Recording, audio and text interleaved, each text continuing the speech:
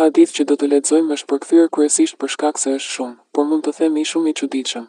Aty lexojmë, Muavije ka thënë, pash profetin duke thithur gjuhën ose buzët e Al-Hasanit, birit të Aliut, lutjet e Allahut qofshin mbi të, sepse asnjë gjuhë ose buzë që profeti thith nuk do të mundohet nga zjarri i ferrit. Hasani ishte nipi i Muhamedit. Këtu kemi Muhamedin duke thithur gjuhën ose buzët e nipit të tij. Dhe Muhamedi në një farë mënyrë e kishte të sigurt se nëse i thithte gjuhën apo buzët dikujt, ai person do të shpëtohej nga zjarri i ferrit. Për të qenë i drejtë, kjo nuk do të thotë se Muhamedi po bënte ndonjë gjë me nipin e tij. Thuhet se ai po thithte gjuhën ose buzët e nipit të tij. Por mendoni pak se sa e çuditshme është kjo gjë. Hej fëmijë, më lejo të thith gjuhën. Nëse të thith gjuhën, do të shkosh në parajs. Ky është i njëjti person që urdhëroi ndjekësit e tij që të thithnin gishtat e tij në mënyrë që të merrnin bekime nga Allahu. Dhe i njëjti profet që urdhëroi gratë e rritura që të lejonin burrat e rritur të thithin gjinjtë e tyre në mënyrë që ata burra nuk do të kishin më pëlqim seksual për ato, sepse ata do të ndiheshin si fëmijët e tyre. Pa dyshim që profetit të Islamit i pëlqente thithja. Por me qenë se vëllimi i Musnad Ahmedit në lidhje me këtë nuk është përkthyer ende, është e vështirë që t'ia tregosh muslimanëve këtë hadith.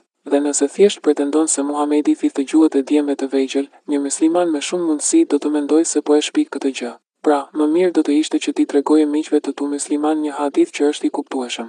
Dhe fatmirësisht, del se kemi një hadith të ngjashëm tek Al-Adab Al-Mufrad, që është një nga koleksionet e Buhariut dhe është i disponueshëm në internet. Tek Al-Adab Al-Mufrad, në hadithin me numër 1183 lexojmë. Transmetohet se Ebu Huraira ka thënë: Unë kur nuk e shoh Al-Hasanin pa më mbushur syt me lodh. Kjo sepse profeti, Allahu e bekoft dhe i dhënë paqe, doli një ditë dhe më gjeti në xhami. Ai më mori dorën dhe unë shkova me të.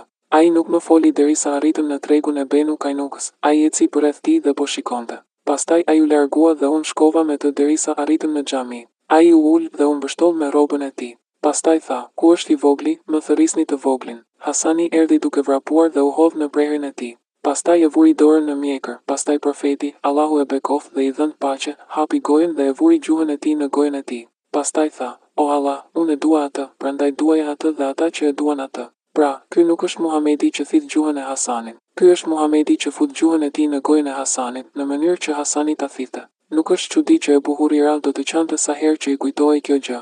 Apologjetët musliman i shpjegojnë këto hadithe kryesisht në dy mënyra. Së pari, disa apologjet musliman pohojnë se përshtyma e Muhamedit kishte aftësi të mrekullueshme dhe se, duke e futur gjuhën në gojën e djalit, ai e ushqente atë mrekullisht. Së dyti, apologjetët e tjerë musliman theksojnë se arabia ka një klim shumë të thatë dhe se, duke e futur gjuhën në gojën e djalit, Muhamedi thjesht po i shuante atij etjen. Megjithatë vini re se nëse Muhamedi po i shuante etjen djalit duke i dhënë gjuhën e tij që ai ta thithte, atëherë edhe ajo që thuhet tek hadithet e Musnad Ahmed është e vërtetë.